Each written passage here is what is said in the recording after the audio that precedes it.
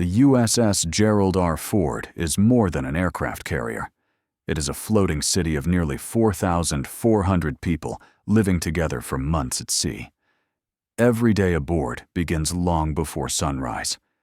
At around 5 a.m., the ship starts to wake up. In the long, narrow passageways, sailors quietly move toward the galleys. The Ford has 2 main galleys and a large team of culinary specialists, around 90 to 100 trained cooks and assistants, responsible for feeding everyone on board. On a typical day, they prepare close to 18,000 meals, serving breakfast, lunch, dinner, and midnight rations for night shift personnel. Breakfast service usually begins around 6 a.m. and runs for about 2 hours. Long lines form early. Sailors eat scrambled eggs, potatoes, oatmeal, fruit, and coffee before reporting to their stations. Inside the galleys, teams work non-stop.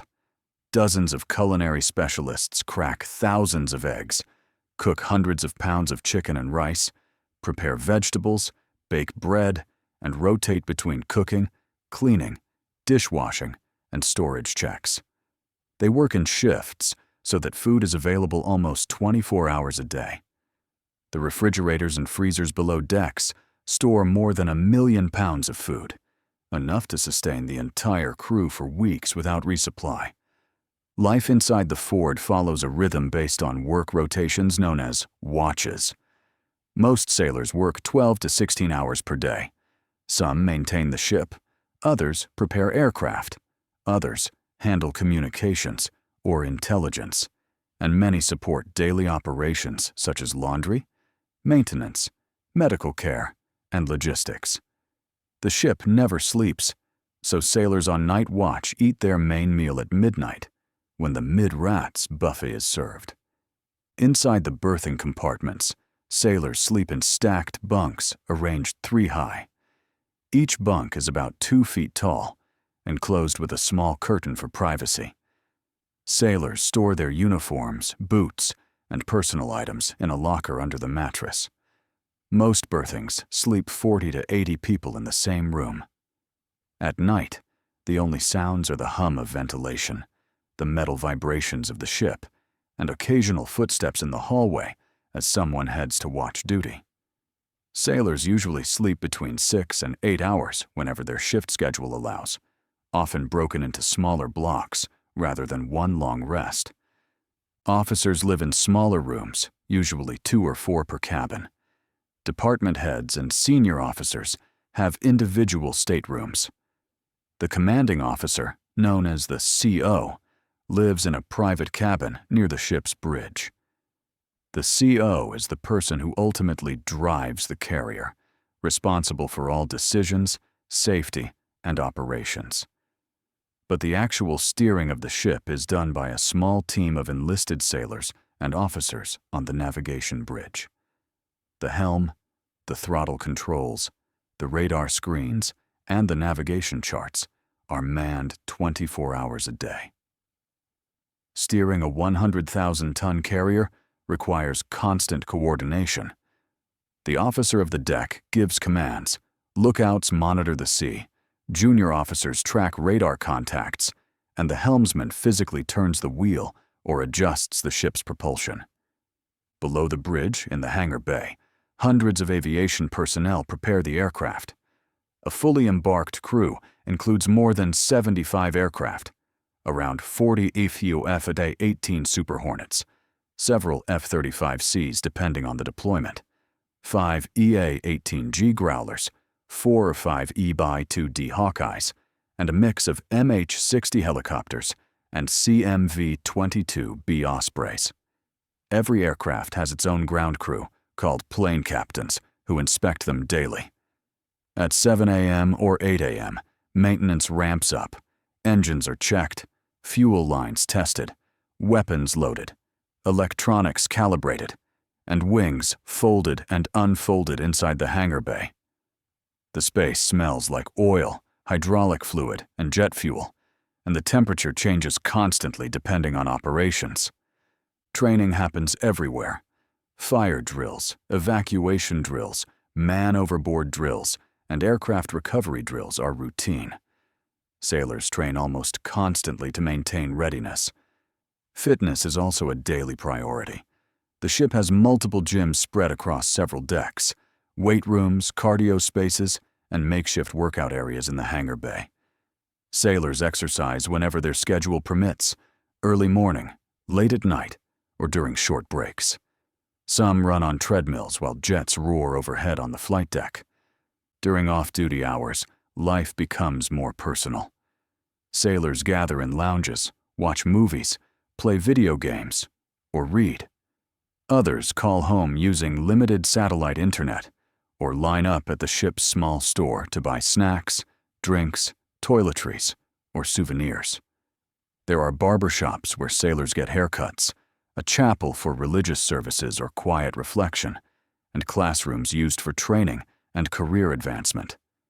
The morale team organizes events like karaoke nights, trivia competitions, or card tournaments. Anything that breaks the routine of months at sea becomes valuable. Medical personnel form another crucial community aboard the Ford. The medical department includes doctors, nurses, corpsmen, dentists, and X-ray technicians. The ship's hospital can treat injuries ranging from simple cuts to major trauma. Surgeries can be performed in one of the 2 operating rooms. Sick call happens every morning when sailors line up with minor issues like allergies, sore muscles, or infections. More serious cases are stabilized until they can be flown off the ship. Aircraft launch operations set the pace of the entire day. When flight operations begin, everything changes.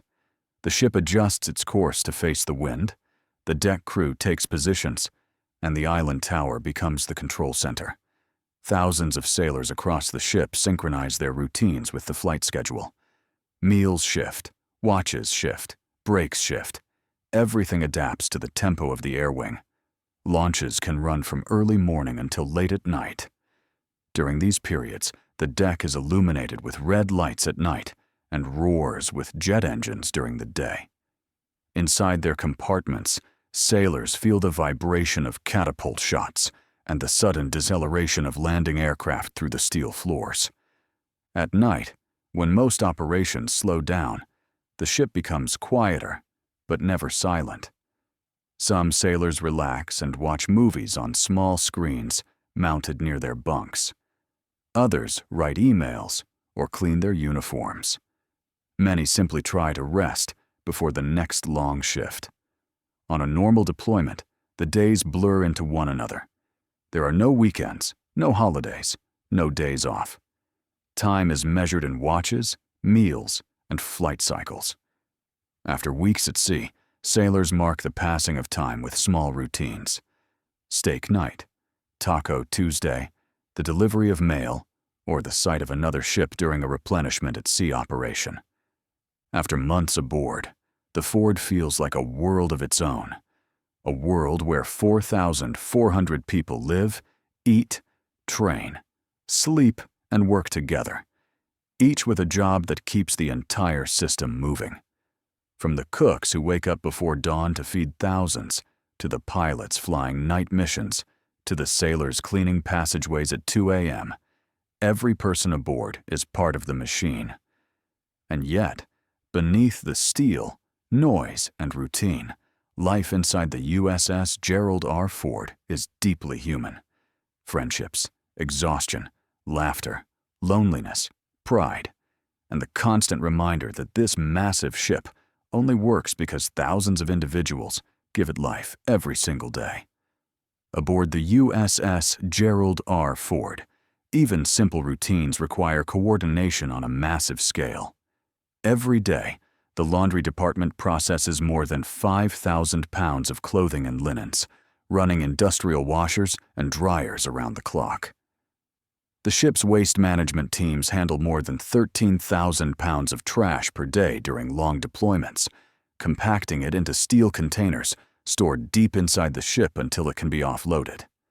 Fresh water production, around 400,000 gallons daily, is monitored by engineering teams who check purification levels every hour to ensure safe drinking water for the 4,400 crew members.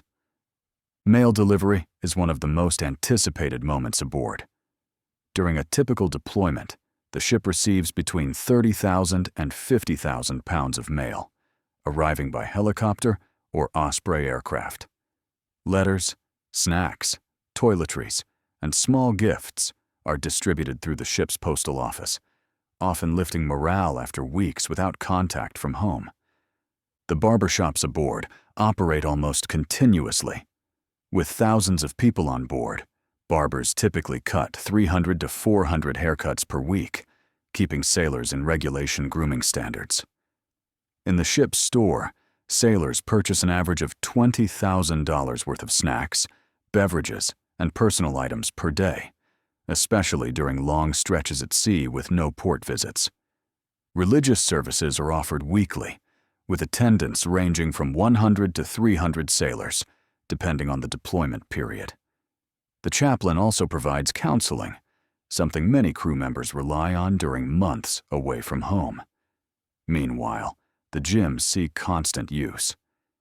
During long deployments, sailors collectively complete more than 10,000 workout sessions per week, using treadmills, weight racks, rowers, and improvised fitness spaces. Life aboard the Gerald R Ford runs on discipline, routine, and the understanding that every individual contributes to a community the size of a small town, one that sails across the world's oceans under its own nuclear power. If you enjoyed this documentary, let me know in the comments which country you're watching from. Are you in New York, London, Toronto, Sydney, Chicago, Boston, Vancouver, or Manchester? I'd love to know where this story reaches.